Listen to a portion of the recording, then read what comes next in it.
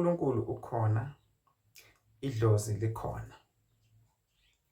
Into efike isidide kakhulu ukuthi asiphumeleli ngokufana emhlabeni. Sinobizo olungafani bese umuntu abona ngazuthi lokhu akukho, lokhu kukhona. Cause umuntu kuthiwa ungumfaniso kaNkulunkulu. Konke okukhona emhlabeni ukaNkulunkulu. Ukuze ube idlozi ucala uphile noma ucale uzalwe uphile bese uyendlula emhlabeni bese uba idlozi. Angeke athi umuntu nongiphuphe uNkulunkulu ethi, kepha uyathi ngiphuphe umkhulu ethi, ngiphuphe ubaba ethi, ngiphuphe umama ethi.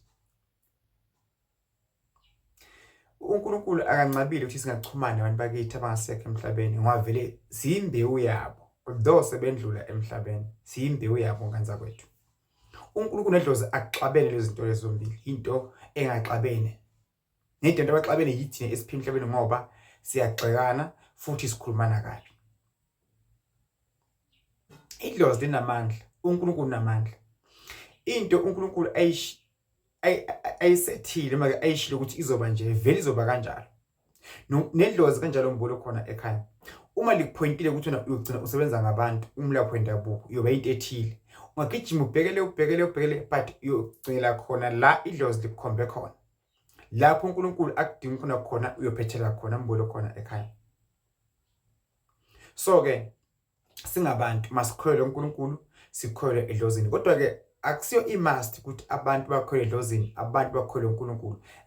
Umuntu lapha akholwa khona abambe khona agcine ezilonga impilo yakhe iye phambili because into esifuna kakhulu way forward ukuthi abantu bathole imisebenzi, abanamandlozi ahlambuluke, abanesithunywa sihlambuluke, abantu basebenze, abantu bavuse imizi, abantu baphile impilo engqono.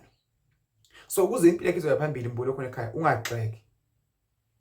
Beka nje umoya phansi, ulungise izinto ngendlela efanele. But angikwaziyo ngizotshela kona ukuthi idlozi noNkulunkulu aliphikiswa. Ekusethekile ukuthi kuzowenzeka, kuzovela kube njalo uyathanda noma awuthandi. Bheka into ekashiwo abakini or umkhulu wakho ukuthi la ekhaya sifuna kube kanje. Uma ningenza ngandlela abasho ngakhona ngenzabandlule emhlabeni, bheka ukuthi isimzi sakini sahamba kahle njengamanje. Sesibhedile because awenzanga umgomo otshela because lo mgomo otshela wona kwaba umgomo ukuthi abadala sebawuphasisile ukuthi uyoba right and uyokuphilisa. Wena ubuka ngemehlo enyama awazi lutho. Ubuka nje into ephambi kwakho. That's why into zakho igcine zimosheka ngoba into yenzako uyayicabangela uyibuka ngemehlo enyama. That's why kudala umuntu mayezogana kwakungabuka ukuthi indoda i-rage ondoda injani. Kwakuthi lo mzulu kunekuthula kunempatho zikhona inkomo umntanethu iyogana ekhaya elinenkomo. Wawuvile ukhethelo ukukhulumikiswe khona. But namhlanje sibuka imali, sibuka imoto kanti into ephela. That's why sokwaba nendlela engingakhona kuphi emhlabeni. Kosibusise Dlamini Mpumalanga umthandazi ngelapha kwesintu. Siyahlola futhi online nge-video call zikhona ekhaya iwasho siyayiposa mbolo khona ekhaya. Inkosi kubusise.